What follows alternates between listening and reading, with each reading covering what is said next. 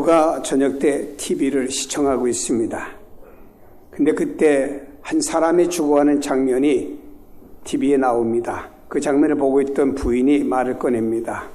여보, 나 죽는 거 생각하면 너무 무서워.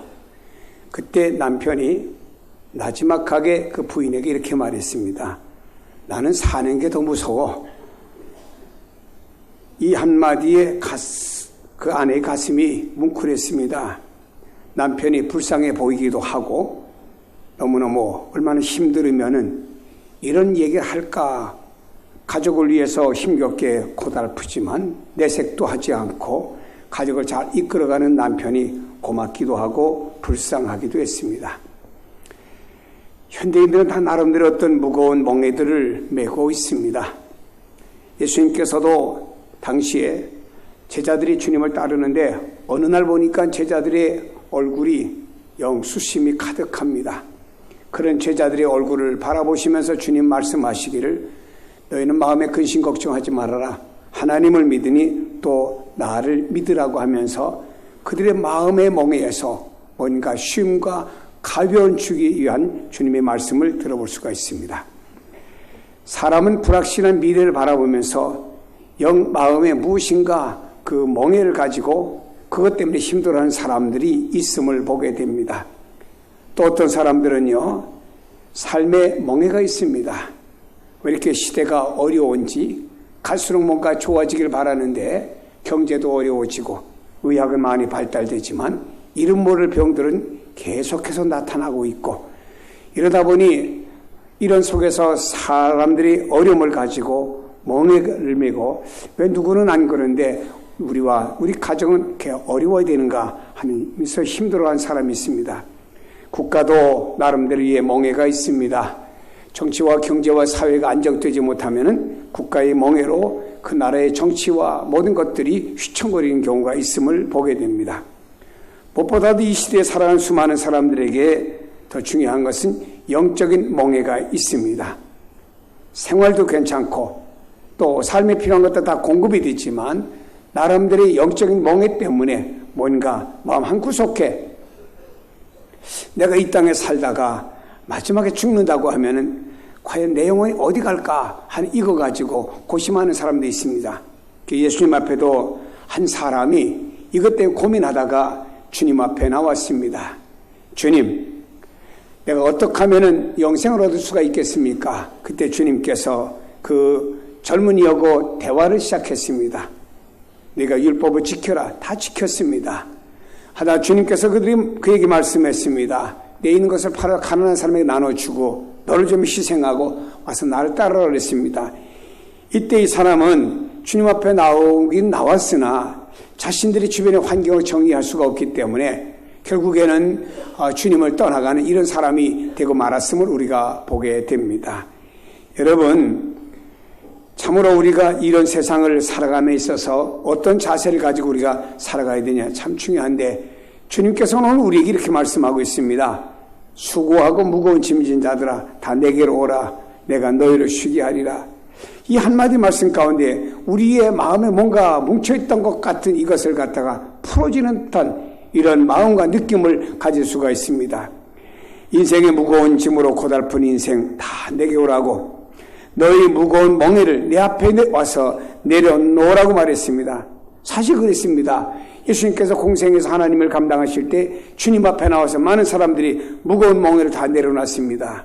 건강에 대한 문제 주님 앞에 내려놓으니까 주님께서 그 불치의 병자들을 고쳐주셨고 병으로부터 자유함을 주셨습니다. 외롭고 힘들고 죄인 소외된 사회 속에 사는 사람이 주님 앞에 나왔을 때 위로와 소망을 주었고 인간 대접받지 못하는 어린아이들을 품에 안으시고 주님 말씀하시기를 이런 어린아이와 같이 되지 않으면 하나님 나라 들어갈 수 없다라고 지금 시청각 교육하셨습니다. 그런가 하면 무엇을 먹을까 염려하는 사람들에게 주님께서 버리스타 다섯 물고기 2마리 통해서 그들을 먹여주시면서 주님만이 진정 모든 무거운 멍에를 해결하시고 내려놓으시는 근본적인 해결자는 주님밖에 없다는 사실을 공생의 3년 기간에 많은 사람에게 보여주셨습니다. 여러분, 참으로 예수님 말씀하신 그 시대는 정말 힘겨운 시대에 사람들이 살고 있었습니다. 마치 소가 무거운 멍에를 메고 힘겹게 걸어가는 것처럼 백성들의 삶은 몹시 고달프고 힘겹고 발걸음과 모든 것이 무거웠습니다. 여러분, 시골에 살 때 보면은 과거에 소가 멍에를 메고 거대한 짐을 지고 소가 저 언덕을 향해 올라가는 힘겨워하는 모습들을 농촌에서는 과거에 흔히 볼 수가 있었습니다. 지금 예수님 눈에 비친 유대 백성들의 모습이 바로 이러한 멍에를 메고 힘겹게 비틀거리며 인생을 살아가는 모습으로 예수님 눈에는 비춰진 것입니다. 이런 힘겨운 인생을 향하여 주님은 말씀하셨습니다. 수고하고 무거운 짐진 자들아 다 내게로 오라. 내가 너희를 쉬게 하리라. 나는 마음이 온유하고 겸손하니 나의 멍에를 메고 내게 배우라. 그리하면 너희의 마음이 쉼을 얻으리니 이는 내 멍에는 쉽고 내 짐은 가벼움이라 하시니라. 여러분, 예수님 당시의 사람들이 어떤 멍에와 어떤 무거운 짐들을 지고 살았는지를 살펴보면서 우리가 살아가는 시대의 모든 무거운 멍에와 짐들이 주님 앞에 내어놓고 해결받는 역사가 있기를 축복합니다. 먼저 당시에는 모든 백성들이 정치적인 멍에에 시달리고 있었습니다. 당시 유대 백성들은 로마 식민지 하에 있었습니다. 당연히 정치적인 압박 속에서 숨을 죽이며 살아갑니다. 그 나라의 주권자는 로마 사람이었고 유다 백성들은 그들의 압박과 서름 속에 살아가고 있습니다. 시간이 흐르면서 이 정치는 바로 그 압박을 기독교 핍박으로 이어갔습니다. 기독교에 대한 핍박이 심해지면서 수많은 기독교인들이 순교를 하게 됩니다. 예수님도 로마 군인에 의해서 십자가에 못 박혀 돌아가셨고 사도 바울을 비롯한 주님의 제자들은 다 순교를 당했습니다. 로마에 있는 기독교인들은 갈 곳이 없습니다. 잡히면 죽고 감옥 가니까. 그래서 카타콤베라고 불리는 지하 무덤으로 저들은 내려가서 저들은 지하 무덤에서 미로를 파가지고 그곳에 살다가 거기서 죽고 그곳에 묻힙니다. 카타콤 벽에 양을 어깨에 메고 가는 목자의 그림이 있고 또 요나나 노아 아브람 또 사자굴에서 나온 다니엘의 그림이 있고 또 나사로가 무덤에서 나오는 이런 그림들을 벽화와 같이 그려져 있습니다. 이들은 로마에서 박해를 받자 지하 무덤에 살면서 그런 그림들을 그려고 그걸 바라보면서 그래 저렇게 믿음으로 살았던 것처럼 우리도 믿음으로 살자 소망과 안위를 갖게 된 겁니다. 저들은 로마는 기독교인들을 박해했지만 저들은 비록 삶은 지하 무덤 속에서 정치적인 박해를 받아가며 살지만 오직 믿음이라고 하는 것을 사수해 나갔던 모습을 보게 됩니다. 그렇다면 여러분 그 당시에 그리스도인들의 고통이 얼마나 컸을까 가히 짐작할 수 있지 않습니까? 그럼에도 불구하고 그들은 신앙을 끝까지 지켜왔습니다. 오직 믿음으로 말미암아 살았고 결코 믿음을 버리지 않았습니다. 유대인들이 메시아를 대망한 까닭으로 메시아 예수님 오셔서 우리가 로마로부터 정치적인 압박을 받고 있는 우리들을 굽어 살펴줘갖고 로마라는 나라를 깨부셔주시고 우리에게 좀 정치적으로 자유와 해방을 달라고 부르짖었던 것이 저들의 기도의 제목 중에 하나였습니다. 여러분 당시 이런 많은 사람들은 이렇게 정치적인 로마의 탄압 속에서 무거운 멍에를 메고 살았던 것입니다. 지금도 이라크라고 하는 나라 속에는 모슬림의 어떤 극단주의자들이 기독교인들을 무차별하게 죽이고 압박하는 경우도 있습니다. 예수님 당시에도 로마에 의해서 유대가 이런 정치적인 멍에를 메고 시달리는 것을 주님은 보시고 이 말씀을 하신 겁니다. 당시엔 또한 백성들은 종교적인 멍에에 시달리고 있었습니다. 예수님 당시 유대교는 대단히 부패했습니다. 종교는 물질로 부패했고 권력화되어 갔습니다. 백성을 위로하고 싸매 주어야 될 종교가 오히려 백성들에게 상처를 주었고 가난하고 힘없는 이들은 바로 종교에서 소외를 시켜버리고 말았습니다. 여러분 바로 이런 시대 가운데 당시에 있는 유대인들은 살면서 율법은 오히려 서민들을 도와주는 것이 아니고 서민들을 짓누르고 억압하는 멍에가 되어버렸습니다. 자, 한 번은 예수님께서 성전에 들어가서 하나님의 집 성전을 강도의 굴로 만든다고 하면서 주님은 의분을 참지 못하고 돈 바꾸는 자들과 혹은 또 거기서 재물, 짐승 파는 자들을 쫓아내고 돈 바꾸는 자의 상을 둘러 엎으셨습니다. 왜입니까? 이것은 유대교가 물질로 타락했음을 입증해주는 내용의 말씀이 됩니다. 돈을 환전해 주면서 이윤을 남겼습니다. 성도들이 나름대로 정성껏 준비해온 재물들은 흠이 있다고 하면서 안 돼 하고 퇴짜를 놓고 그곳에서 파는 재물을 사도록 강요하면서 엄청난 폭리를 취했습니다. 당연히 서민들은 유대교로부터 영적인 쉼을 얻을 수가 없었습니다. 오히려 종교에서 오는 절망감에 저들은 시달리고 있었던 것입니다. 또 마태복음 15장에 보면 바리새인과 서기관들이 예수님께 나와서 이렇게 따집니다. 예수님, 당신의 제자들은 왜 식사를 하면서 손을 씻지 않습니까? 이런 질문하는 이유는 당시의 율법 세칙에 의하면 식사를 하기 전에는 반드시 손을 씻고 먹어야 됩니다. 그러나 생각해 보세요. 우리 한국적인 그 어떤 문화 또 현실을 가지고 이 당시를 이해하면 안 됩니다. 여러분, 유대 지역은 아주 물이 귀한 지역이에요. 사막 지역의 물이 얼마나 귀합니까? 가난하게 사는 노동자들은 외진 곳에서 일을 합니다. 손에 묻은 흙들 그냥 툭툭 털어버리고 점심때가 되면 점심을 먹습니다. 우리나라도 옛날에 어르신들이 그랬어요. 저 밭이나 또 논을 갈다가 점심때가 되면요, 손을 씻을 만한 곳이 없으면요, 그냥 툭툭 털고 흙이 묻은 채로 그냥 식사하시는 농부들도 있었죠. 이 땅에는요, 이 지역에는 마실 물마저도 귀한 이 지역에서 서민들이 손을 씻을 만한 물이 그 광야에 어디 있겠습니까? 그러다 보니 손을 툭툭 털고 도시락을 먹을 수밖에 없었습니다. 이렇게 되면 노동자들은 율법을 어겼기 때문에 그 사람들은 죄인이 되는 것이죠.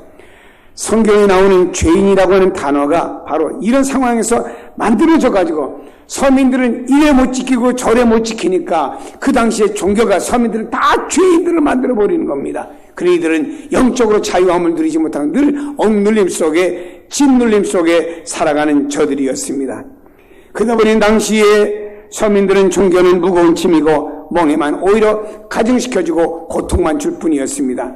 당연히 그들은 죄의 문제를 해결할 수가 없었고 하나님과 영적인 교제를 가질 수가 없었고 곤고하고 고독할 수밖에 없었습니다. 부패된 종교로부터 참다운 위로와 소망을 저들은 얻을 수가 없었습니다. 이런 상황 속에서 예수님이 하시는 말씀을 들어보세요.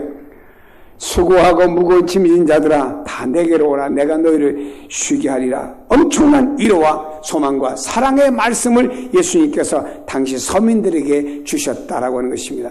종교마저 부패하여 서민들을 억압하고 짓누르고 있던 이 시대에 주님께서는 모두 내게 오라고 말씀하셨습니다. 죄의 문제를 비롯하여서 모든 영적인 문제를 다 내게로 가져와라. 내가 해결해 주겠다고 주님 말씀했습니다. 우리 성경에서 아주 가난한 사람들을 향해서 주님이 주목하셨던 사건을 잘 알고 있습니다. 성경에는 두 렙돈이란 그리고 한 고도란트라고 하는 헌금했던 과부에 대한 주님의 칭찬 이야기가 소개됩니다. 여러분, 렙돈이라고 하는 단어는요, 헬라어 동전을 명칭하는 것이고 고도란트라고 하는 것은 로마 동전을 명칭하는 것입니다. 근데 여기 렙돈이나 고도란트라고 하는 것은요, 화폐 최소한의 단위의 동전을 말하는 것입니다. 성경은 이것이 여인의 전재산이라고 소개하고 있습니다. 그러니 당시의 사람들이 얼마나 가난했느냐, 이것을 입증해주는 내용의 말씀이 되는 것입니다. 얼마나 가난한 10원짜리 동전 2개가 그의 전재산이었고, 주님은 또 그 전재산을 드린 여인을 칭찬하는 걸 볼 때 당신의 서민들, 저 밑에 있는 계층의 사람들이 얼마나 힘들게 살았느냐 하는 것을 잘 소개 설명해주고 있습니다.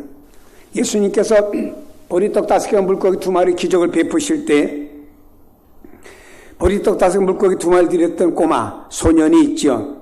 당시 서민의 가난함을 볼 수가 있습니다. 소년이 도시락을 주님께 드렸는데 그 드린 도시락에 물고기가 2마리가 있는데 그 물고기 이름을 옵사리온이라는 단어를 쓰고 있습니다.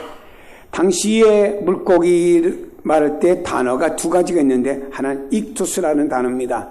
당시 어부들은 작은 물고기가 잡히면 다시 살려줍니다. 지금도 미국에 가서 낚시하면 몇 센치 이상은 가져가도 그보다 적은 것은 다시 살려줘야 됩니다.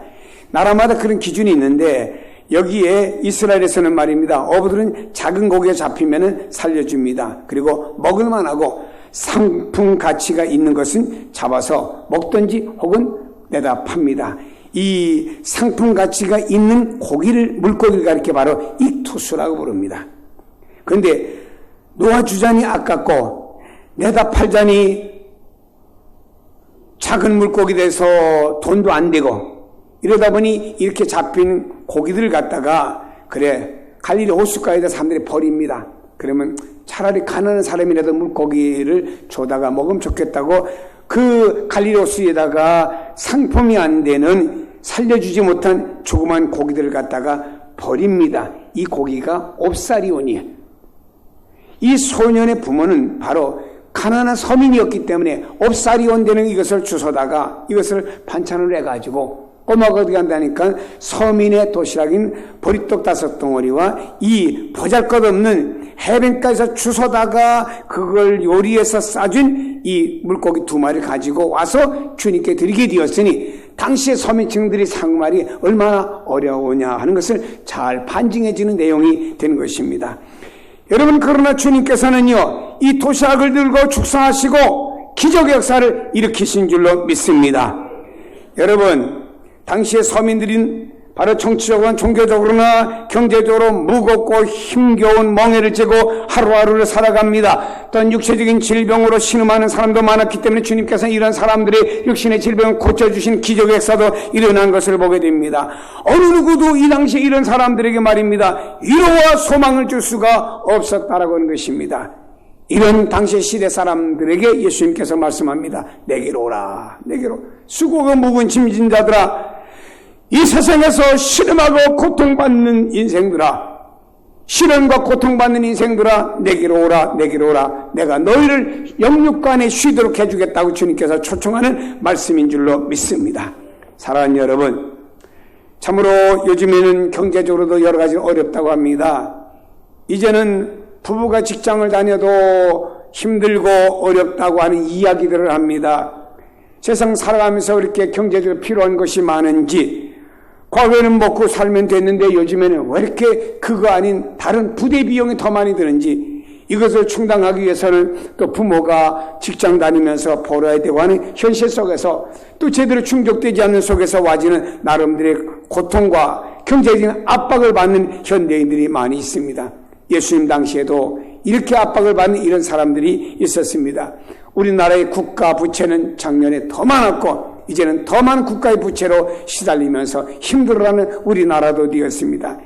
이런 현실 속에 사는 우리들에게 주님 말씀하십니다. 내게로 오라. 수고하고 무거운 짐진 자들아, 신음하는 자들아, 시련과 고통 겪고 있는 자들아, 다 내게로 오라. 나 예수가 너희를 쉬게 해주겠다는 이 주님의 음성을 듣고 주저앉아 있지 마시고 일어나 달리는 성도가 되기를 바랍니다. 그래서 풍성한 위로와 축복과 은혜와 은총을 누릴 수 있는 성도가 되기를 바랍니다.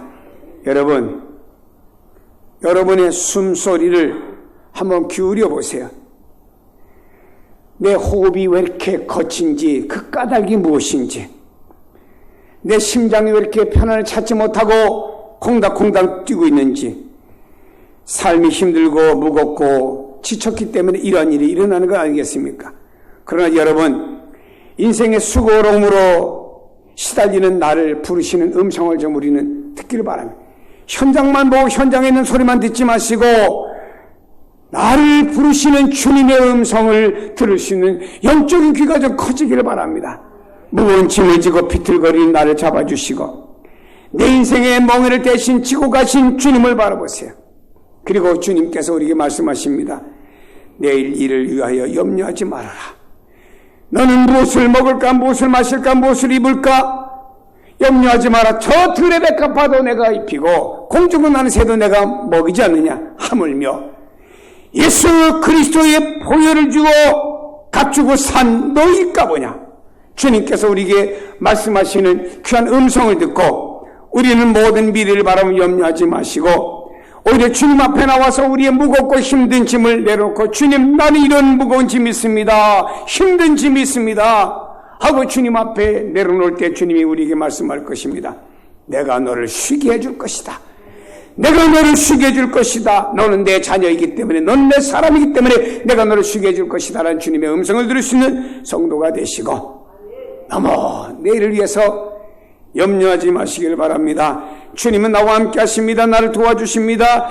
나에게 진정한 소망이 되어주시고 나를 사랑하시는 주님이시기 때문에 너무 염려하지 마시고, 찬송을 부를 때는 이런 찬송을 잘 부르시죠.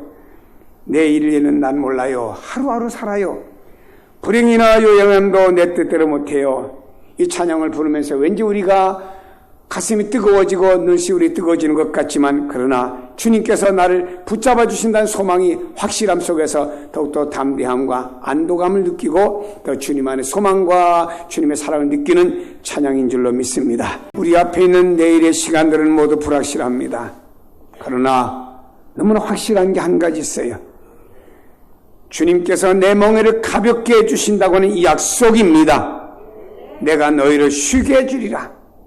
이 약속은 너무도 분명하기에 우리는 호흡을 가다듬고 소망을 안고 힘차게 믿음 안에서는 살아갈 수 있는 줄로 믿으시기 바랍니다. 우리에게는 내 기도와 한숨과 탄식 소리를 듣고 계시는 아버지 하나님이 계십니다. 그 하나님께서 성경에 이렇게 우리에게 말씀하고 있습니다. 출애굽기 2장에 보니 여러 해 후에 애굽 왕은 죽었고 이스라엘 자손은 고된 노동으로 말미암아 탄식하며 부르짖으니 그 고된 노동으로 말미암아 부르짖는 소리가 하나님께 상달된지라.